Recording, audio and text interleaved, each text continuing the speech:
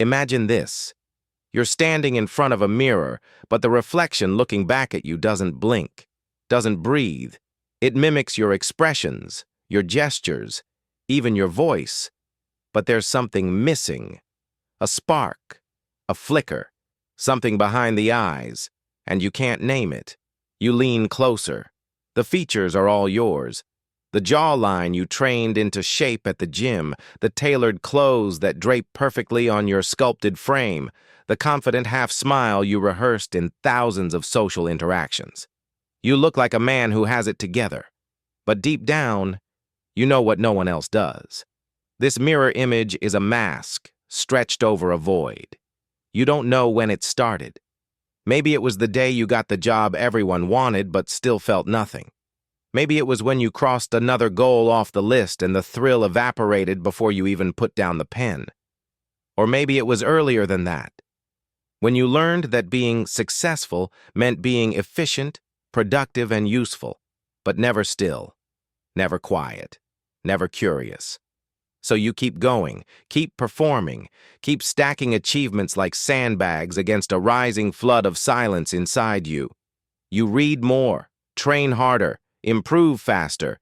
You say all the right things, you feel all the wrong things. But you tell yourself this is normal, that you're just tired, that everyone else must feel this way too, burnt out, boxed in, slightly hollow. Until one night you're walking home and for the first time in years you look up at the sky. It's not the stars that get you, it's the emptiness between them. Something ancient and terrifying stares back, not with eyes but with absence, not with malice but with a kind of quiet knowing. And that's when it hits you. You've built a life on chasing answers, but never stopped to ask the right question. What if you lost something vital along the way? Not your time, not your energy, not your youth, but your soul? Not in the religious sense, not a ghost in your chest or a flame waiting to be saved, but your essence, your center, the quiet core that once told you who you were before the world screamed who you should be. What happens when you forget you have a soul? You don't cry, you don't collapse, you just keep going, perfectly functioning, beautifully numb. What if success is anesthesia? What if the life you're praised for is the very thing that's killing your spirit? What if growth can become decay when it ignores the invisible? You tell yourself there's no time for these thoughts, but they linger, they multiply. They whisper in the spaces between meetings, between workouts, between texts. They come in dreams where your reflection blinks, then walks away without you. You've seen people like this before. The friend who got everything he wanted and stopped laughing. The entrepreneur who built an empire but lost the ability to be still. The influencer with millions of followers and no voice of her own. The overachiever who quietly wonders what it's all for while smiling for the next award photo. They forgot something. So did you. And now the question remains. Can you remember what it was? Can you trace the moment when the mirror stopped showing a soul? Because somewhere between who you were and who you perform as, you became the man who forgot he had a soul. And the real tragedy? You're not alone. This isn't just your story. It's a silent epidemic, a modern mythology, a global forgetting that begins not with loss, but with success. So ask yourself, who are you without the roles, the goals, the hustle, the image? Can you even remember? And more terrifying still, if you tried to remember, what might you find?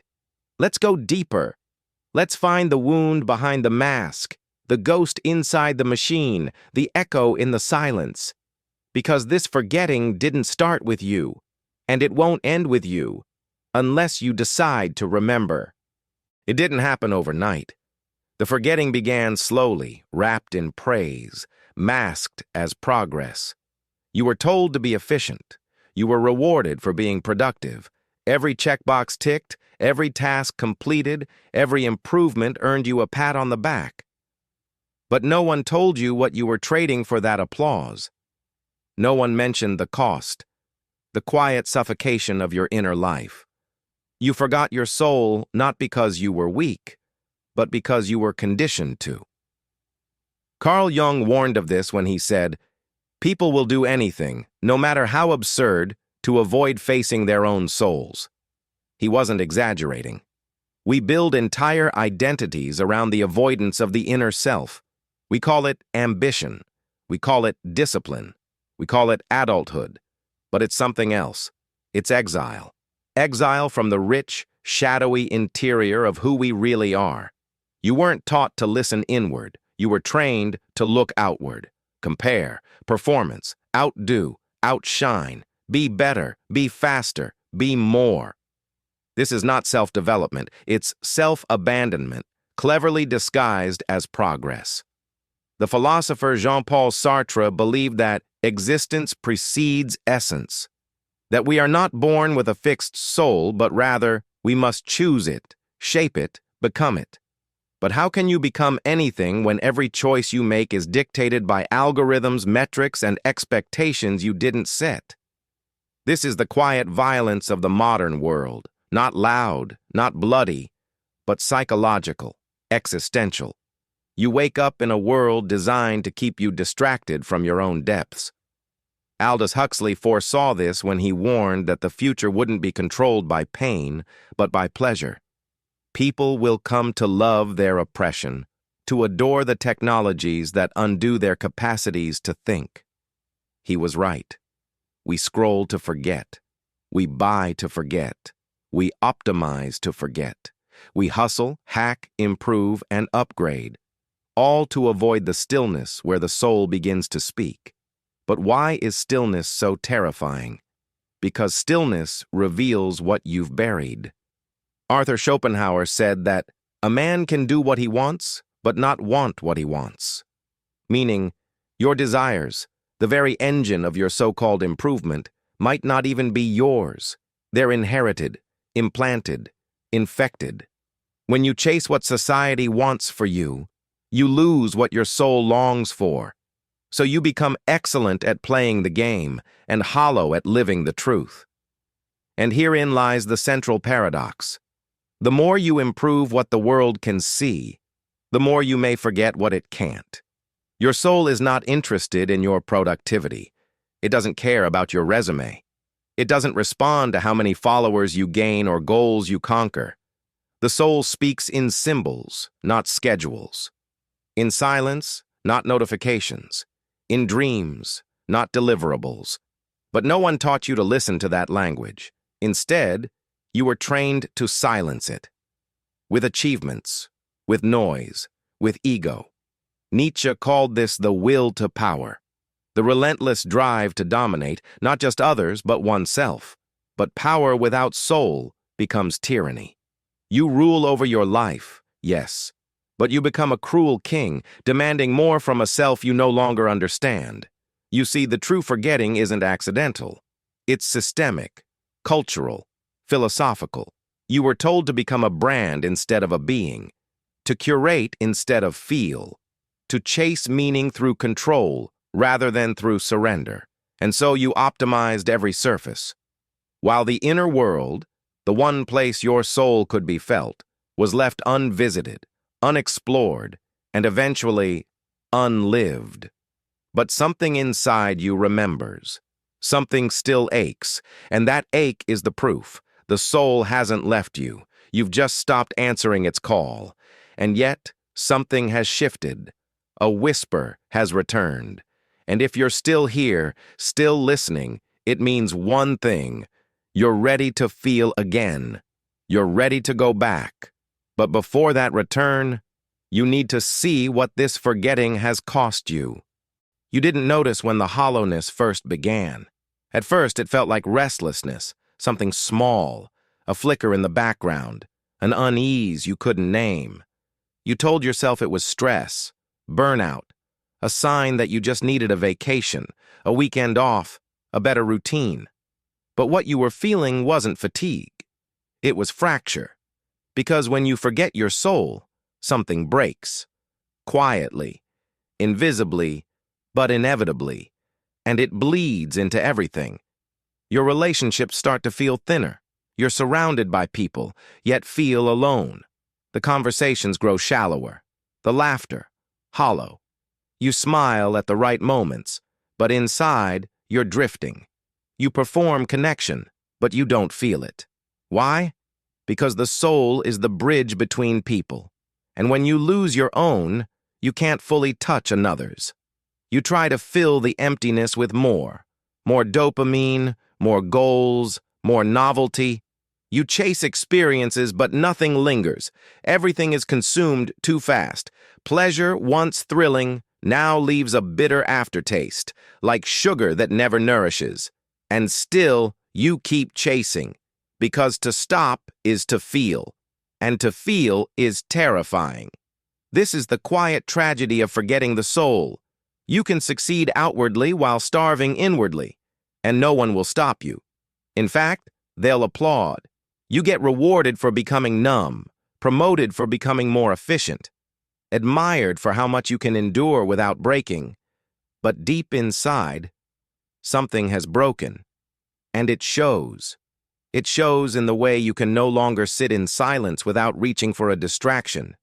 It shows in the way your joy feels counterfeit, like a copy of a copy.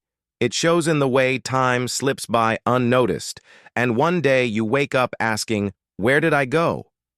That question isn't about time. It's about identity. Carl Jung once said, "The most terrifying thing is to accept oneself completely. But modern life is built to prevent that from ever happening. It offers you roles instead of essence.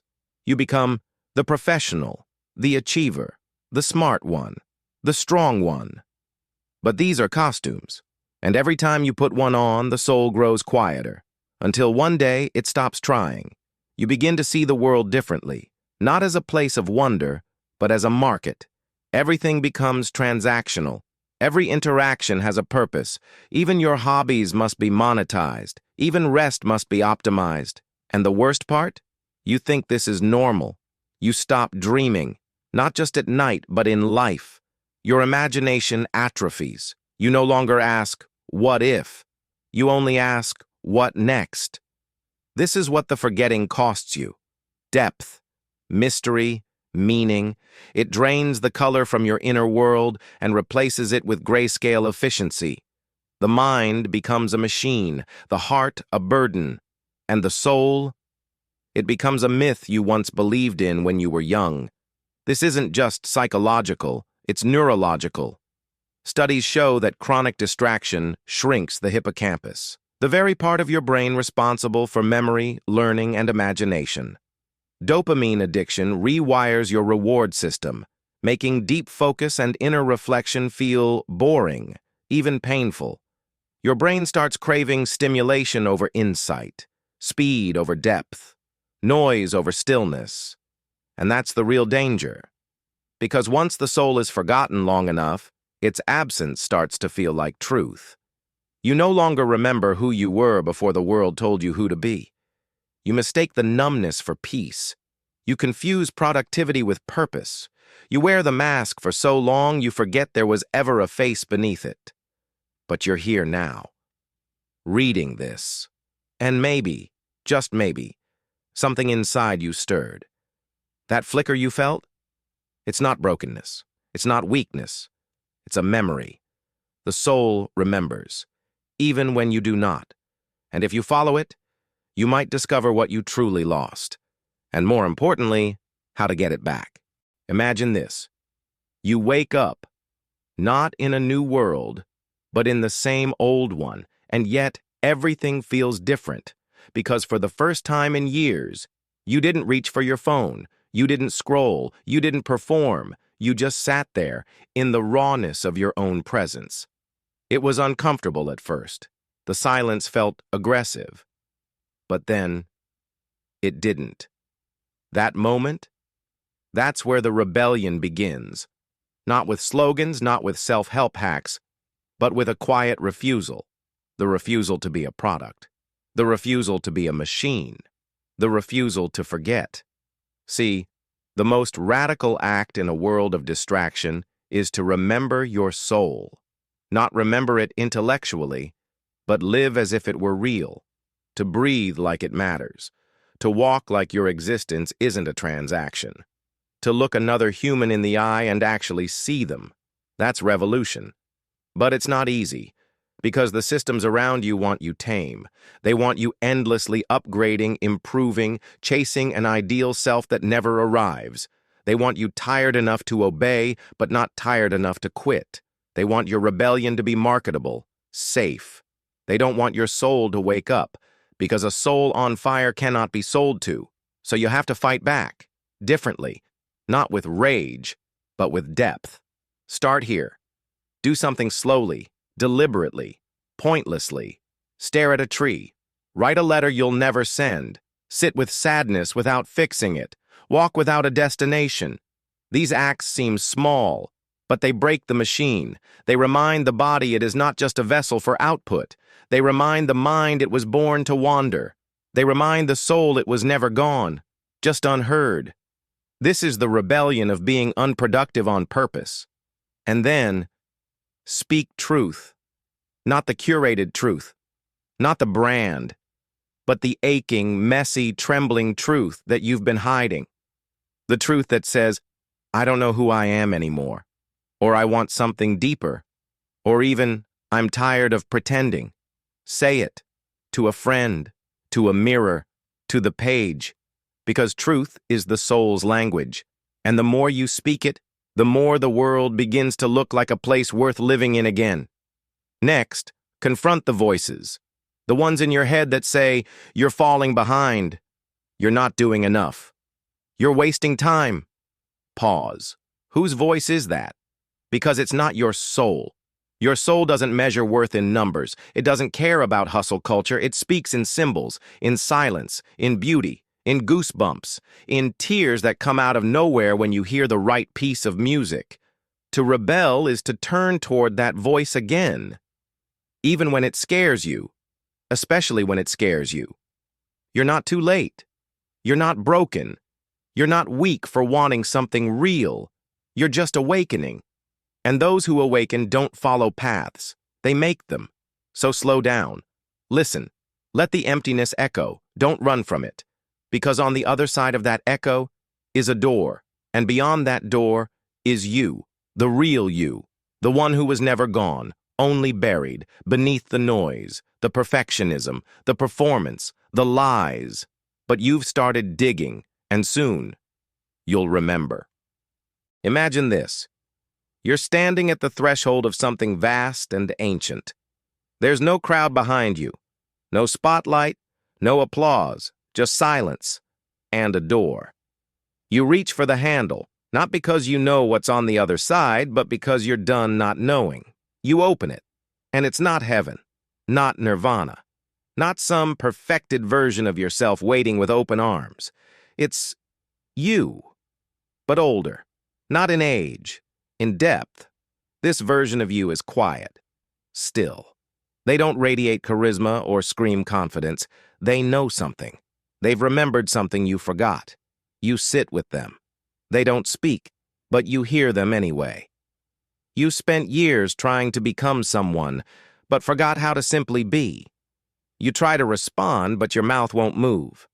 Because deep inside, you already know what they're saying. You feel it.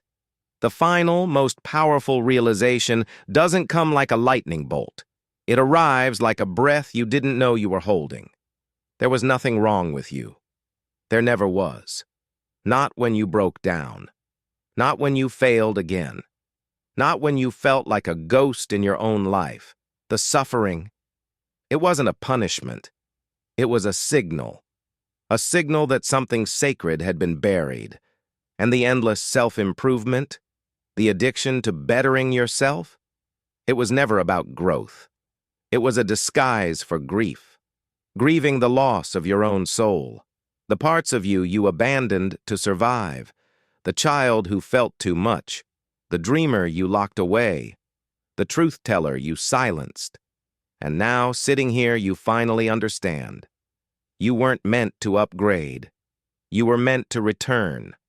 Return to the rawness, the wonder, the wounds. Because healing isn't about becoming invincible. It's about becoming visible, fully, nakedly, bravely. You look at that older version of yourself again. They don't smile, they see you. And that's all you ever needed. Not praise, not perfection, not performance. Just someone who remembers the sound of your soul.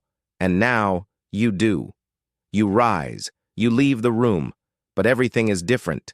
The world hasn't changed, you have. You no longer walk to prove, you walk to be. You no longer chase meaning like a prize, you live it, moment to moment, in stillness, in sorrow, in beauty. This is what you were searching for all along. Not a better version of yourself, but the self you buried beneath the noise of not enough. And now you carry something rare, a quiet rebellion, a deep remembering, a soul on fire, in a world that forgot how to feel. You won't be perfect. You'll forget again. You'll fall back asleep. But now you know. And once you know, you can't unknow. You are not a project. You are not a product. You are not a performance. You are a soul. And you have returned home.